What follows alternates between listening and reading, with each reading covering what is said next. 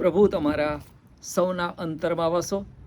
આપણી શુક્રવારની સિરીઝમાં તમે પસંદ કરાયેલા છો એમાં ભાગ 4 હું રજૂ કરતા ખૂબ આનંદની લાગણી અનુભવું છું. અને આપ સર્વ કે જેઓ મને મેસેજ કરીને ઉત્તેજન આપો છો તેઓનો હું આ સમયે ખાસ આભાર પણ માનું છું. મારી વાંચવામાં એક વાત હમણાં આવી કે ઈશ્વર માણસનું રૂપ લઈને કહે છે કે મદદ કરવા માટે એ રસ્તા પર બેઠા હતા કે છે.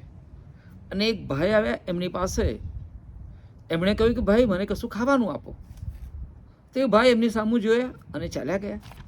ત્યાર પછી એક બહેન આવ્યા કે છે અને એ બહેન સામે પણ આ જ માગણી કરી કે બહેન મને કશું ખાવાનું આપો. અને એ બહેન મોં મચકોડીને ચાલ્યા ગયા. અને ત્યારે એક અપંગ માણસ કે જે એના ખાંડ મૂકેલી હતી, લંગડો ચાલતો માણસ ત્યાં આવે છે અને એની પાસે માંગે છે કે ભાઈ મને કશું ખાવાનું આપ. અને ત્યારે એ ભાઈ માંડ થોડોક ઊભો રહ્યો. એની થેલીમાંથી 2 કેળા હતા, એમાંથી એક કેળું આપે છે. અને ત્યાર પછી ફરી એની પાસે પાણી માગે છે કે મને પાણી પીવાનું આપને ભાઈ. અને એણે એની બોટલમાંથી જેવું પાણી આમ રેડતો હતો ત્યારે તરત જ એ પાણીની છાલક એ અપંગ વ્યક્તિના પગ પર મારે છે અને ત્યાંથી એ અદૃશ્ય થઈ જાય છે. પેલો અપંગ માણસનો પગ સારો થઈ જાય છે અને આજુબાજુ શોધે છે કે આ ક્યાં ગયો ભાઈ, પણ ક્યાંય જોવા મળતા નથી. અને ત્યારે કે અપંગ વ્યક્તિ જેની પાસે થોડુંક જ હતું, છેલ્લું હતું કંઈક, અને એ એણે આપ્યું. ત્યારે મને બાઇબલની એક વાત યાદ આવી કે જે પહેલો રાજા 17 અધ્યાય 8 થી 16 કલમમાં લખવામાં આવ્યું છે પવિત્ર બાઇબલમાં, સારફતની વિધવા વિશે. જેના વિશે આજે માત્ર 5 મિનિટમાં તમને કહેવા માંગુ છું.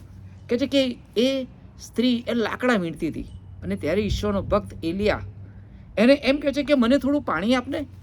અને તે સ્ત્રી પાણી લેવા જતી અને ત્યારે એને ફરી બૂમ મારીને કહે છે કે ટુકડો રોટલી પણ લેતી આવજે ને. અને એ સ્ત્રી કહે છે કે મારા ઘરે એક મુઠ્ઠી મેંદો અને કુપીમાં થોડુંક તેલ છે કે છે. હવે કહે છે કે આ 2 લાકડા વીણીશ અને બનાવીશ ને હું ને મારો દીકરો ખાઈશું ને પછી મરી જઈશું. અને ત્યારે આ ઈશ્વર ભક્ત એલિયા કહે છે કે પણ તું પહેલાં મારા માટે એક નાની રોટલી બનાવીને લઈ આવ. અને એ સ્ત્રી ત્યાર પછી એ રોટલી બનાવીને લાવે છે. ઈશ્વર ભક્તનો કહેવા મુજબ કરે છે. અને પછી કહે છે કે જ્યાં સુધી વરસાદ વરસ્યો નહીં ત્યાં સુધી એ માટલામાંનો મેંદો અને કુંડીમાંનું તેલ એ ખૂટ્યું નહીં. અને જ્યારે આ વાત યાદ આવે છે ત્યારે ખરેખર આ સ્ત્રીએ એક એનો નેચર હતો, ઇટ્સ અ શેરિંગ નેચર જેને કહી શકાય. અથવા બીજી બાબત, વિશ્વાસ કર્યો, ઈશ્વરની પ્રભુના ભક્તની વાત ઉપર વિશ્વાસ કર્યો. અને કહે છે કે બધી ચિંતા એ ઈશ્વરને સોંપી દીધી કે કંઈ નહીં, પ્રભુ મને પૂરું પાડશે, એ વિશ્વાસ એણે રાખ્યો. ત્યારે ખરેખર નવા કરારમાં માથીની સુવાર્તા એનો 6 અધ્યાય અને 25 થી 24મી કલમમાં પ્રભુ આપણને એક બહુ ગજબની વાત કહે છે કે આપણે શરીરની અને ભવિષ્યની બહુ મોટી ચિંતાઓ કરીએ છીએ કે શું ખાઈશું અથવા શું પહેરીશું. અને ત્યારે કહે છે કે શું ખોરાક કરતાં અને શરીર એ લુગડા કરતાં અધિક નથી શું, પ્રભુ એવું કહે છે. અને આ બાબતને સમજાવવા માટે પ્રભુ એક બહુ ગજબનું ઉદાહરણ આપે છે.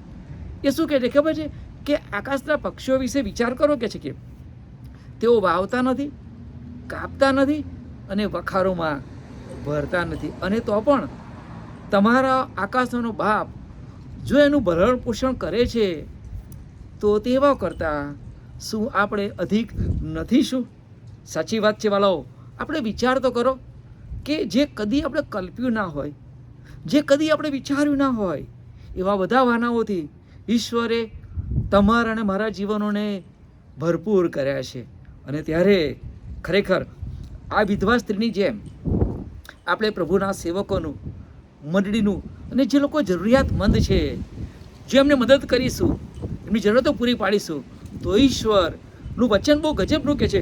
માલાકી 3 અને 10માં એવું કહેવામાં આવ્યું છે કે તમે મારું પારખું તો કરી જુઓ, આકાશની બારીઓ ખોલી નાખીને સમાવેશ કરવાની પૂરતી જગ્યા નહીં હોય એટલો બધો આશીર્વાદ હું તમને મોકલી આપું છું કે નહીં. અને ખરેખર આ વચન તમારા અને મારા બધાને માટે બહુ આહ્વાનપૂર્ણ છે અને ઉત્તેજન આપનારું છે. અને હું માનું ત્યાં સુધી આપણે પસંદ કરાયેલા છે અને માટે ખરેખર પ્રભુના વચન સમજવા માટે તમને અને મને પ્રભુ તેની કૃપા આપો. અને ફરી આવતા શુક્રવારે નવા પાત્ર સાથે મળીશું. ત્યાં સુધી મારો વાલો ઈસુ તમારી અને તમારા પરિવારોની સંભાળ રાખે. તમને અને તમારા પરિવારને 2026ના નવા આશીર્વાદોથી ભરપૂર કરો. આમીન.